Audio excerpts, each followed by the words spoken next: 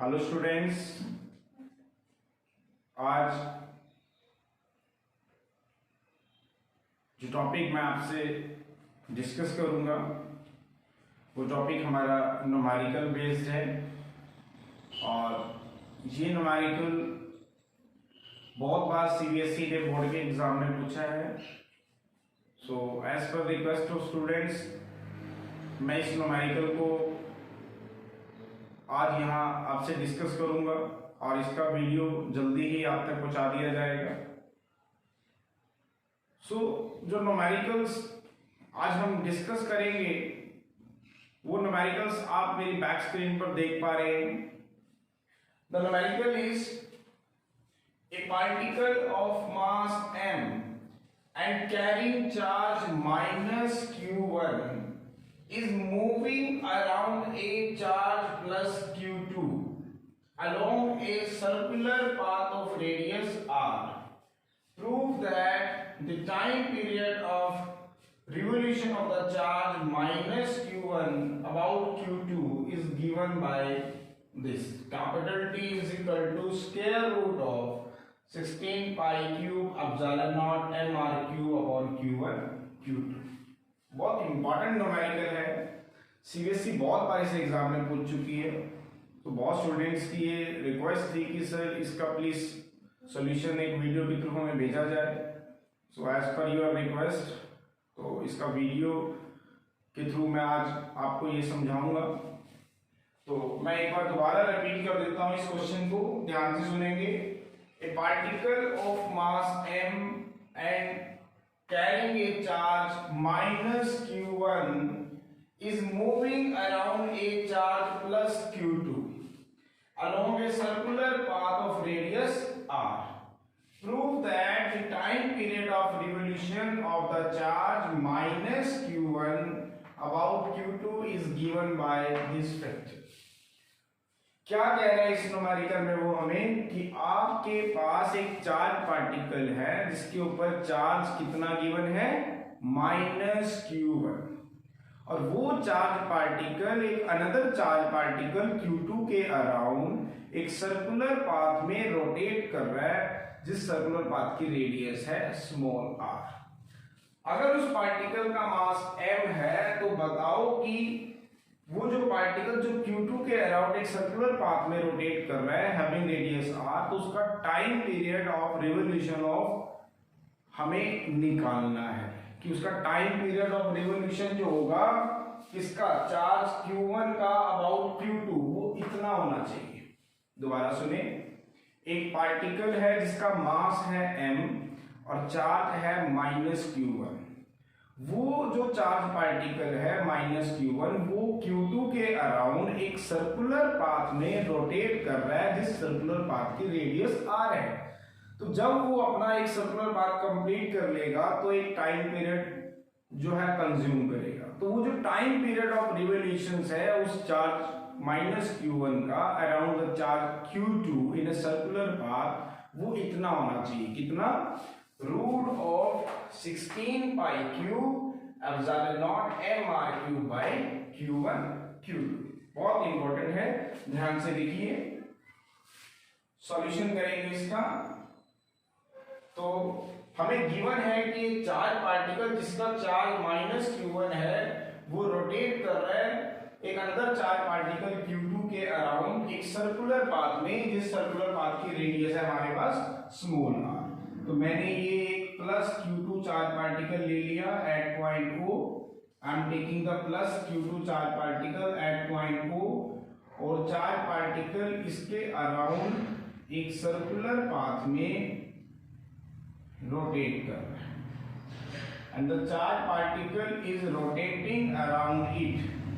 इस circular path में हम मान लेते हैं कि एक q2 चार्ज पार्टिकल रोटेट कर रहा है और इस सर्कुलर पाथ की जो रेडियस है वो हम मान लेते हैं small r।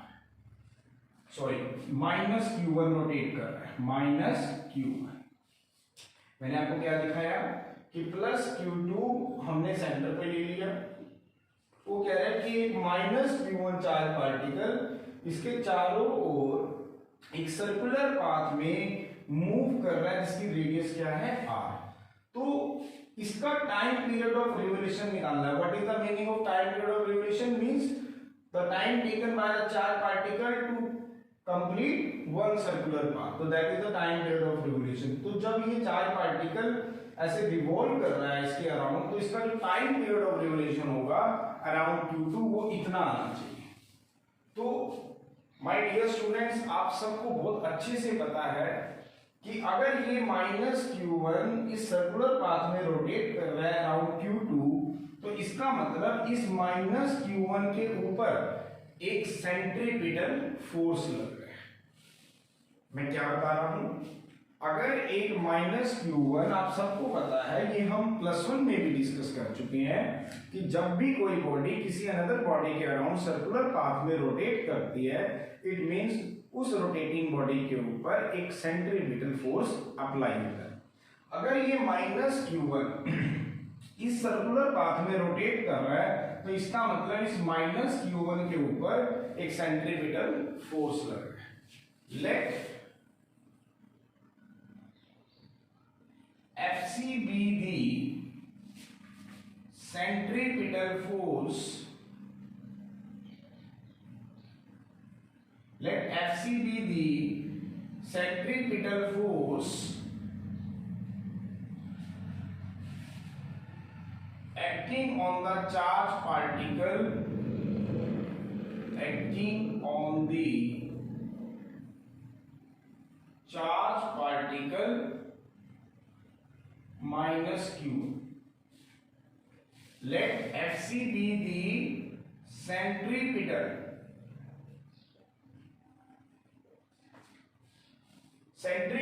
force acting on the charge particle minus q। मैंने मान लिया कि Fc जो है वो एक सेंट्रीपिटल फोर्स किसके ऊपर लग रहा है? -q1 के ऊपर लग रहा है। Centripetal PETAL। Let Fc be the centripetal force acting on this -q1 due to q2। अगर इसके ऊपर एक सेंट्रीपिटल फोर्स लग रहा है, तो सेंट्रीपिटल फोर्स आ कहां से रहा है? Due to Coulomb's attractive forces acting between q2 and q1। वो जो सेंट्रीपिटल फोर्स जो इसके ऊपर लग रहा है, वो बेसिकली आया कहां से? जो कूलम इसके ऊपर अट्रैक्टिव फोर्सेस है, वो उसका रोल प्ले कर रहे हैं।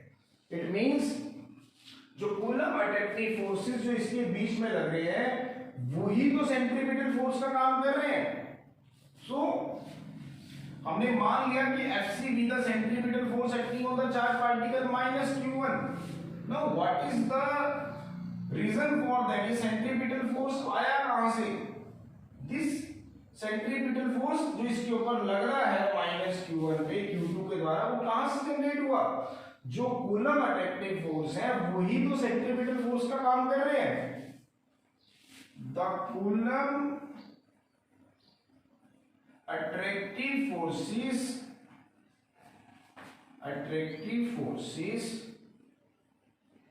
Acting between two charges -q1 and +q2। The Coulomb attractive forces acting between two charges -q1 and +q2 separated by a distance r is responsible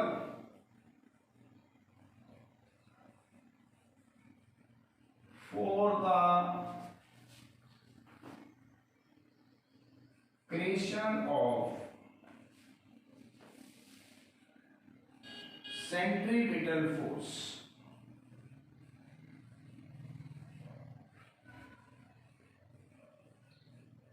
Acting on minus।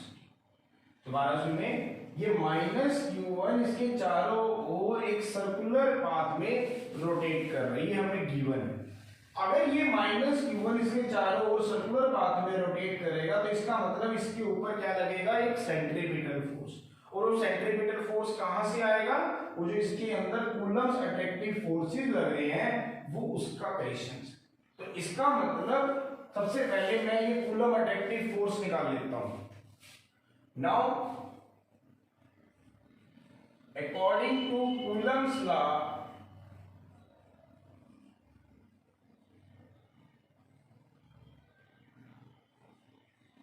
the Coulomb's attractive forces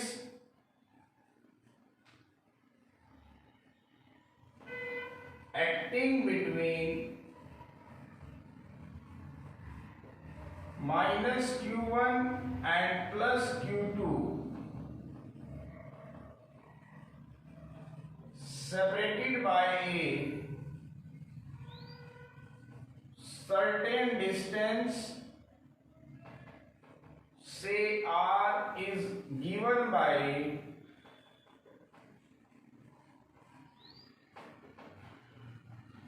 one by 4 pi epsilon naught q1 q2 by r square, as per definition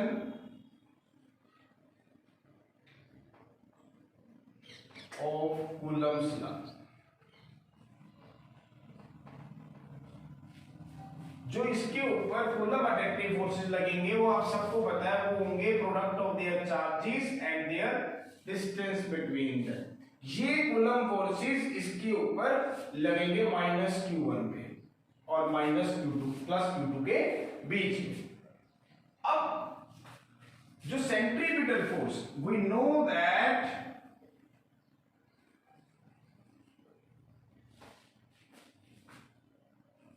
when a particle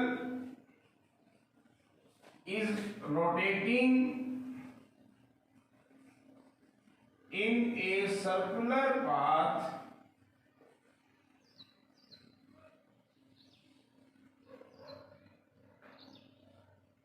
we know that when a particle is rotating in a particle rotating in a circular path, a particle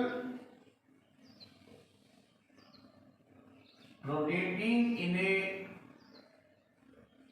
circular path only when a centripetal force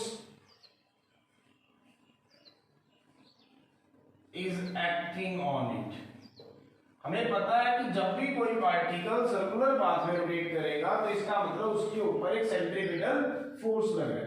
late Fc be the centripetal force acting on the charged particle q1. Let Fc be the centripetal force acting on the charge particle minus q1. हमने मान लिया कि अगर ये charge particle minus q1 rotate कर रहा है तो इसका मतलब इसके ऊपर एक सेंट्रीपिटल फोर्स लग रहा है. तो वो सेंट्रीपिटल फोर्स कितना है? Fc. हमने मान लिया. Let Fc be the centripetal force acting on the charge particle minus q1 due to plus q2. And it is given by Fc is equal to mv square upon r. Equation number 2. This is equation number 1. तो इन दोनों को हम क्या करेंगे? बराबर रखेंगे.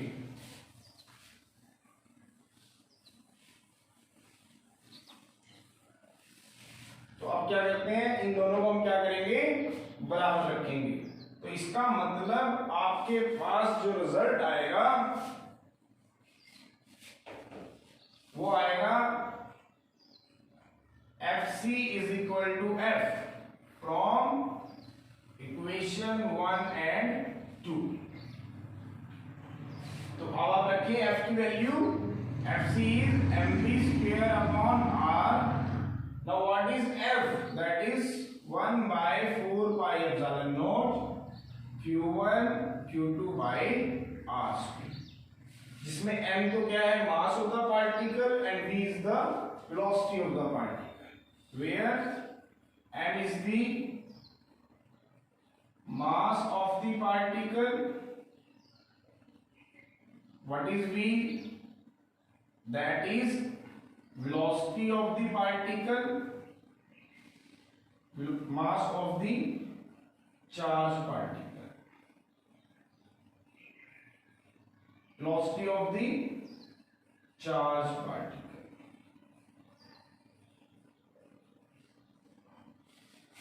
तो हमने क्या किया, इन दोनों को बराबर रख दिया। m क्या है, mass of the charge particle, v क्या है, velocity of the charge particle, r क्या है, the radius of the circular path जिसके अंदर हमारा चार्ज पार्टिकल रोटेट कर रहा है।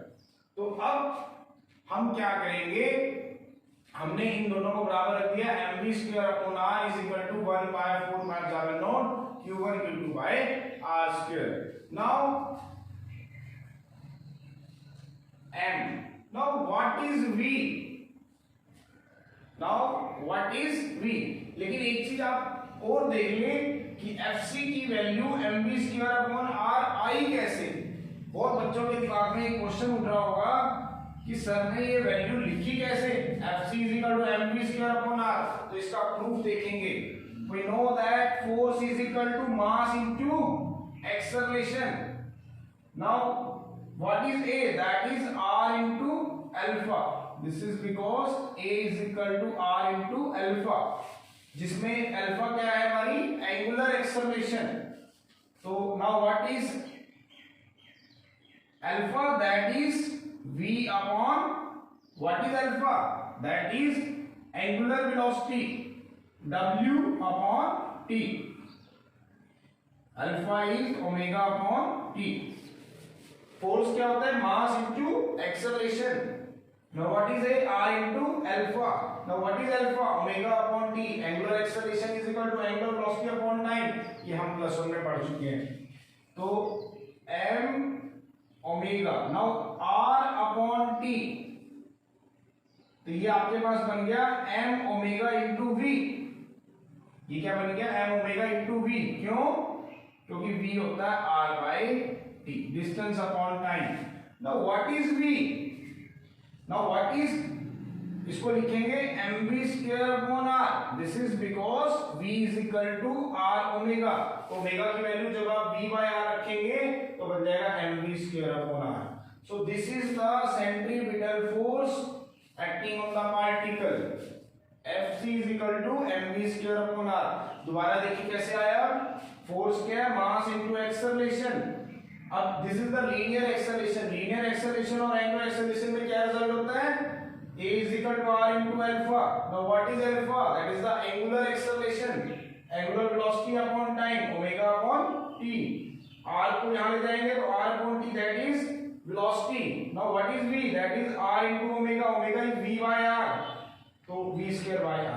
तो हमारे पास सेंट्रीपिटल फोर्स कितना आ गया, mv²/r, जो मैंने यहाँ पे पुट किया है। तो हमारे पास ये वैल्यू आ गई mv²/r is equal to 1/4πε0 q1 q2/r²। But हमें निकालना क्या है, टाइम पीरियड ऑफ रिवॉल्यूशंस। हमारे पास ये रिजल्ट आ चुका है mv²/r is equal to 1/4πε0 q1 q2/r²।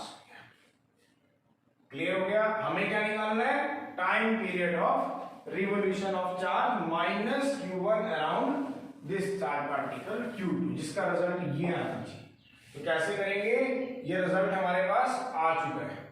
तो m, नाउ v की वैल्यू को पुट करें, v कितना होता है, r इंटू ओमेगा। तो r इंटू ओमेगा का whole square by r, 1/4πε0 q1 q2/r²। this is because v is equal to r into omega। ये हम प्लस 1 में पढ़ चुके हैं, relation between linear velocity and angular velocity. तो m r² omega square by r, that is 1/4πε0 q1 q2/r²। तो इस r से आपका ये r कट जाएगा, तो आपके पास आएगा m omega square is equal to 1/4πε0 Q1 Q2 by R square. तो now what is omega? ये आप सबको पता है, omega is 2 pi over t. Now m that is 2 pi over t, इसका whole square 1/4πε0 Q1 Q2 by R square. This is because omega is 2 pi over t. But omega is the angular velocity and t is the time period of revolution. तो ये आएगा m 4 pi square over t square is equal to 1/4πε0 Q1 Q2 by R square. तो हमें करना क्या है, t square की value को फाइंड आउट करना है। तो t स्क्वायर की वैल्यू कैसे करेंगे, इसको उधर ले जाएंगे और इस टर्म को इधर ले आएंगे, तो हमारे पास आ जाएगा t square is equal to, ये बन जाएगा m 4 pi square 4 pi epsilon not r square divided by t square तो चला जाएगा Q1 और Q2। कितना आ गया हमारे पास, और एक r भी यहां पर हमारे पास रह जाएगा क्योंकि r से r कट गया था, तो m into r. Now m into r, तो यहां पे हमारे पास आ जाएगा r की क्यूब। दोबारा देखें, टी स्क्वायर की वैल्यू को निकालेंगे तो टी स्क्वायर उधर चला जाएगा, टी स्क्वायर उधर सारा मल्टीप्लाई हो जाएगा, तो r m 4 pi square 4 pi epsilon not r की क्यूब, ये r की क्यूब बन जाएगा r square into r, that is r cube 4 pi epsilon not m into 4 pi square t square. तो t की वैल्यू आ गई है, इसको करेंगे मल्टीप्लाई, तो ये आएगा हमारे पास m 16 pi cube epsilon not r cube by Q1 Q2। तो कैपिटल T हमारे पास कितना आ गया यहाँ से, तो कैपिटल T की वैल्यू आ गई हमारे पास स्क्वायर रूट ऑफ, तो यहां से कैपिटल T की वैल्यू आ जाएगी square root of m 16 m pi cube epsilon not r cube divided by Q1 Q2। तो time period of revolution of minus Q1 around Q2 हमारा कितना आ गया 16 m r क्यूब, देखिए वहां से 16 m r cube pi naught cube epsilon naught by Q1 Q2। So this is the time period of revolutions of the charge particle minus Q1 around Q2 in a circular path of radius r. So this is very important numerical students. So मैं जल्दी ही इस video को भी आप तक पहुंचा दूंगा। इस वीडियो को आप ध्यान से करें, देखें, ताकि इस न्यूमेरिकल को आप अच्छे से सोल्व कर पाए। So my dear students, finally again I am saying as per your request, मैं डेली वीडियोस बना रहा हूं और आप तक उसे शेयर कर रहा हूं, और उम्मीद है वो सारी वीडियोस आप तक पहुंच रही होंगी और आप उसे लाइक भी कर रहे होंगे। तो again I am saying my dear students, if you like my videos then please don't forget to like, share and subscribe so that other one can also take the advantage of my videos, और ये मेरी videos आप तक पहुंचती रहे। तो धन्यवाद।